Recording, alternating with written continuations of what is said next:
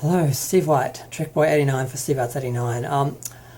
I just watched a couple of videos by Council of Geeks and Jessie Gender because something occurred to me when I was watching Discovery, and I wasn't really sure what if I was right or not. And it doesn't sort of relate to me directly, so it wasn't like immediately like a reaction from me. But I was just thinking, this isn't right, how they're doing this. And then I watched Jessie Gender doing a review of the show, and I'm like, yes, yeah, I have felt that too. And then, like, I don't agree with her opinion of Discovery. I feel like she's sort of seeing the show she wants it to be, and reading more into it than actually is there. So I very much disagree with her view and position of Discovery, but not this issue. And then she mentioned Council of Geeks.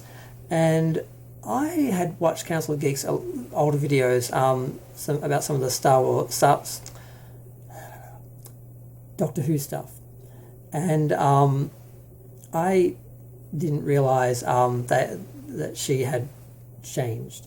So I wasn't expecting to see a video from another trans person. So obviously I understand why she has an issue with this, and she does have an issue with this, and I think she's entitled to have an issue with this. I have an issue with this, and it's not even directly, relating to me in my life. I'm an out gay man. I have been out since I was 17. I've known a lot of people on the scene, trans, drag queens, twinks, butch, closet case, straight acting, just the whole realm of people which the gay community is made up of. And I get a bit confused about who to call what and what to say and all that. I just know my heart's in the right place, and I just don't worry about it. But what I saw in Discovery was very disappointing, because I had seen all the interviews and all the press and all the talking up of these characters, and I remembered the talking up of season one's gay characters, and how quickly they were to bury that gay. And you all know the trope of bury the gay. Basically, you create a gay character for a story element or for woke points or some political reason, some advertising, some spin, some sweeps week or something like that, or whatever. And then you immediately kill that character, so you don't have to deal with them ongoing and have to deal with the backlash of having a regular gay character or something on your show, because you don't want to alienate all the homophobic and bigoted people out there from your audience. And that's a cynical way to look at it, but I'm fairly sure that's the case. And when you're a gay person growing up, I always identified this as gays are either villains or victims. They're either the bad guy who deserves to be killed, or they're a victim of somebody, and they're sympathetic, but they still die, and they're not good representation. And I didn't sort of have these words in that when I was younger, like representation and all that. And I didn't quite understand it, but just as a baby gay, I understood what was happening. The only gay people I saw were either the villains, the bad guys, the camp, villains, or the whoever Buffalo Bill was. I don't know. People sort of don't want to claim him. Other people sort of do. I don't want to put him into any category and get in trouble. And then you had your victims, your AIDS victims, your hate crime victims, your bullying victims. And even if you relate to those stories and relate to being a victim, when that's all you're seeing and all your representation is, it's kind of maddening, and you grow up with that. And I have appreciated over time we've gotten more representation. And I had a moment with, I was in a relationship at the time, I was watching Glee with now ex, and we were talking about, it was basically the week the Marvel characters got gay, got married, the gay ones got married, got gay. And I had gone out, because I'm the geek, and bought my ex the comic of the wedding issue, and also the one before it. And he was just having this moment of, wow, I grew up as a little kid loving sort of, the superheroes and wanting them to be gay and wanting to see myself in the comics and never thinking that would happen. And then I'm here in this moment and it's happening, and I think of the little gay kid reading this and looking at this, who's now going to have that experience that I could only imagine. And all this stuff is amazing and good. But we're not there yet. We still have these bad examples. And what we had happen in Discovery was they created these two characters, one totally vile, arrogant, rude, narcissistic, obsessed with work, some really ugly gay stereotypes, because a lot of gays are like that. They don't have family, they don't really have connection to people because they're all about their own selves, their money, just their career, their self-aggrandiment, egos. They're really not very nice people.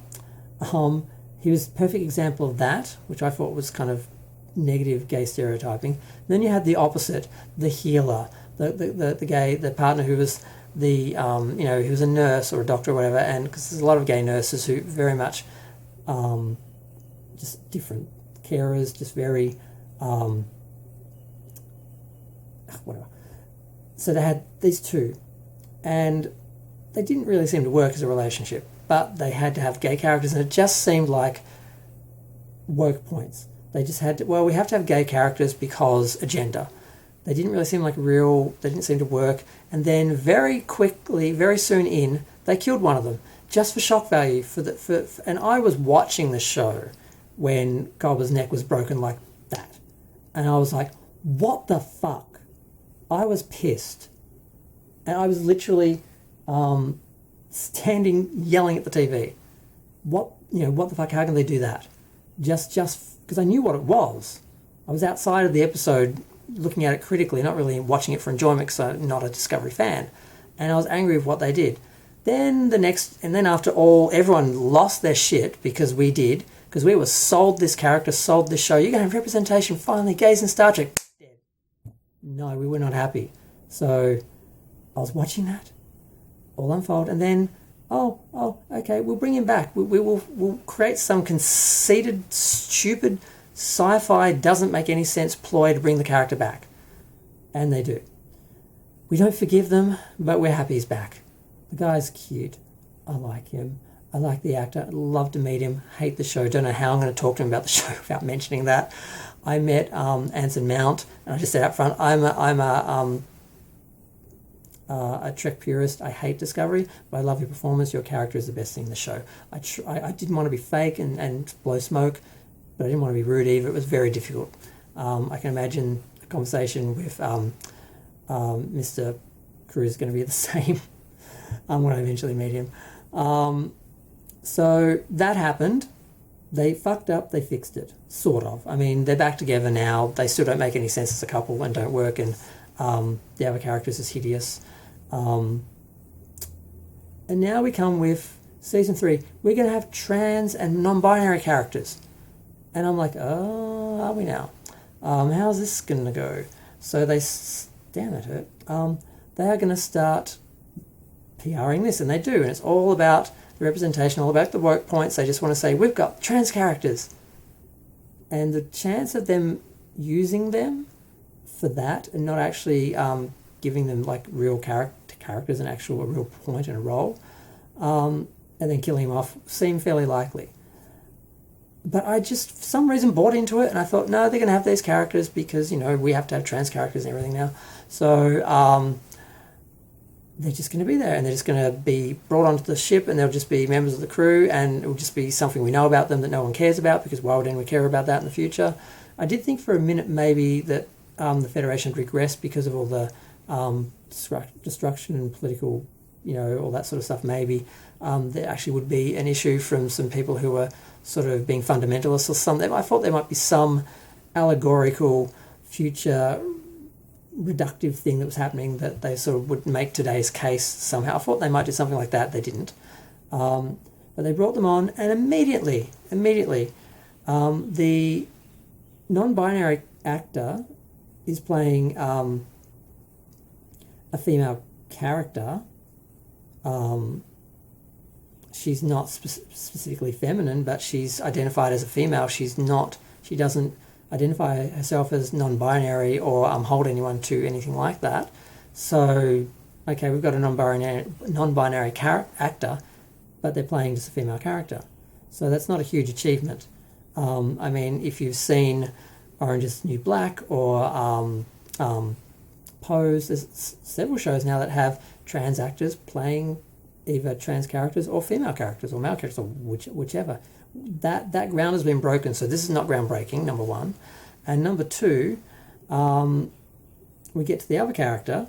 Now, I'm confused because people are referring to him as a trans character. I didn't see anything in the episode that said he was trans, outside of allegory. And this is where they haven't made any progress.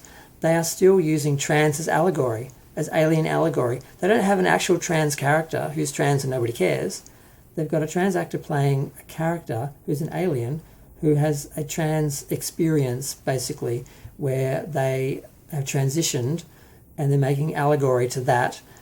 And this other character is having trouble adapting with their transition, is much like people who have trouble with their partner transitioning. You meet a man, you fall in love with him, he decides he's a woman, he changes into a woman, then you have to deal with having a relationship with a woman, but it's the same person that you love. It's a very confusing thing for some people. Some people can't survive it. Very much like the episode from Next Generation where Dr. Crusher's love interest changes to a woman and she's like, I can't keep up, I can't do this.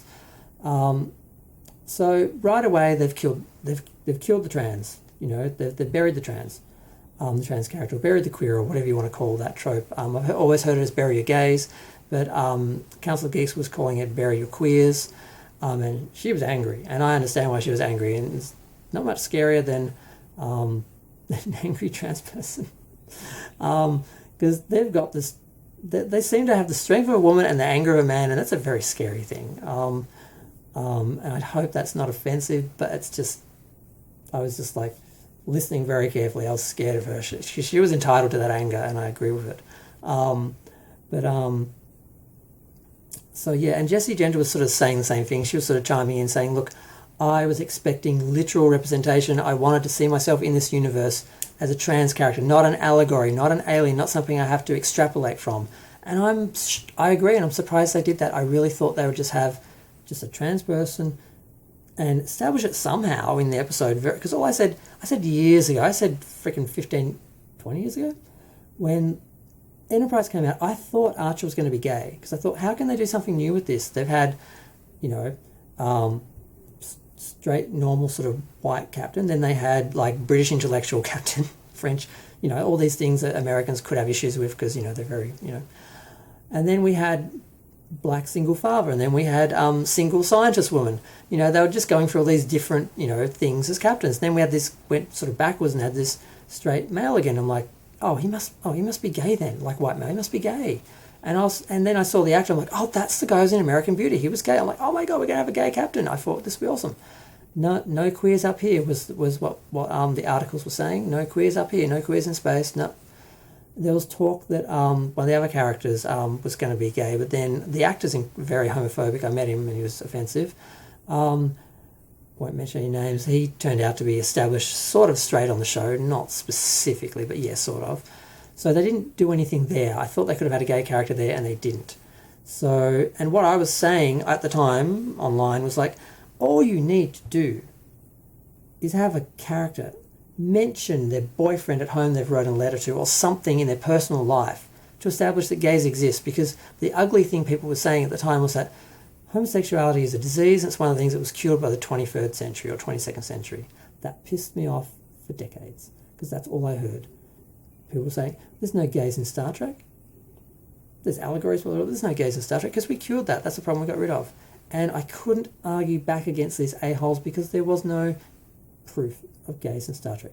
Now, Discovery I don't really consider canon Star Trek. It's its own universe, or possibly the pre sort of Prime universe from the JJ films. No one can really decide what it is. But it's not original canon Star Trek. We've seen that, obviously. You can look at it and see it's not the same world. People will argue that it is because CBS says it is. But there's all that crap. But yeah, I was saying years ago, just establish a character as gay, establish gays exist. You don't have to have an ongoing character. You don't have to have a story about a gay, because there would be no issue with gays at that time. Now, they did an allegory with AIDS, and they had the Vulcans basically melding was akin to homosexual sex, and they had a disease that was contracted by that, much like AIDS was seen as only being transmitted by gays, and that was ignored, and they discriminated against it, and they allowed thousands of gays to die because they just didn't want to help, because they saw it as a gay problem, and there was no loss if they died. So they've done the allegorical stuff as well. So with this, I agree with these ladies that they are burying their trans right away. They are not doing literal representation, and this is not a step forward. This is not groundbreaking, and they just want the title. Groundbreaking. We've got trans characters, trans actors, but non-binary. They just want the woke points. They don't want to actually give us the characters. And they seem, because apparently, and this is like third party or fourth party, Council of Geeks was talking to another trans person who's in a YouTuber who was talking to the actor, who said, yes, they just gave me a script. They didn't consult me, and no one's really happy with what they did. They feel they've made a mistake by killing the gay right away, and that trope. And they're going to try and fix that, because all we have of this character Grey is she's a remnant within Adira, where, because it was a past Trill host, they're joined to the Trill. Part of them is in the Trill, the symbiont. So when they have the symbiont, that part of them is with them. So, and it's represented by, he's literally there talking to her and no one else can see her. So whether that's something specific to their relationship or their situation, or whether that's just part of how the Trill, some people are saying that's just part of how the Trill works. I'm not sure. She's apparently going to be a presence in the show, but not literally in the show. So they have already let us down. They've already let the trans community down. It's a matter of, can they write it? Can they make something out of it? And she was saying how these sort of things happen out of two reasons. Callousness, where they just don't care, they don't research, they don't care. But considering all the hoopla, and the fact they say they even consulted GLAAD people, which they supposedly did for the Colbert disaster, or maybe just when they brought him back they consulted GLAAD. But supposedly they consulted someone with GLAAD, but then again they said they consulted Gene Roddenberry's son with the start of the show, so they might have just been saying that as PR. But supposedly they're going to do something with it. But yeah, I was really disappointed, and I understand why these ladies are disappointed. And I had to listen to their videos because I wanted to see what their perspective was and what it meant to them, because I'm not trans. It doesn't hit me as much. I had an androgynous period where I did sort of dress in women's clothing. I had long hair. I wore makeup. I just was experiencing my feminine side, and that's my only understanding of this situation, and it's fairly limited. So I don't pretend to know everything about it. That's why I like Jessie Gender. I really like her show. I like her attitude. I like the attempt to create a community for people in her YouTube videos to be a part of. I like that. I want to be part of that, because the other groups, the YouTubers that I agree with their opinions on Star Trek, Discovery particularly, they're very right-wing, and there's no room for gays in that. I tried to approach them ages ago. I thought maybe they could use a gay voice in their fandom menace, and I was rejected. And yes, obviously I'm bitter about that because I wanted to be one of them, but I'm not as bothered now because they've gone so far right, because they kind of realise if you pander to that side, you're going to get really strong, reliable support, whereas you go with the left, they will eat you alive the second you transgress. So, I don't know, I'm waffling now, but yeah, I watched the videos, I understood what they were saying, I agree with them, I want to lend some support by making another video as well, and even though I'm a nobody, I just want to be part of that, because I don't like what they've done with, they buried the gays, they buried the trans. What they can do with them now, I don't know. How they even managed to screw up, I mean, it just speaks to the problems with the quality of the people creating the show in the first place. And all the other issues I have with Star Trek Discovery, God, I call it Star Trek Discovery, I mean Discovery, I don't refer to it as Star Trek, it's not Star Trek, it's Discovery. It's just, it may use the IP, it may have the license, but it's not a utopian science fiction series that's optimistic and has a humanistic approach to politics and bipartisanship and all that. It's none of that, none of what the original Star Trek was. And I think this is just another example of them not knowing what Star Trek is, not being the best people, not having the best ideas, but still wanting to say they are and get that sort of credit. So I'm going to go.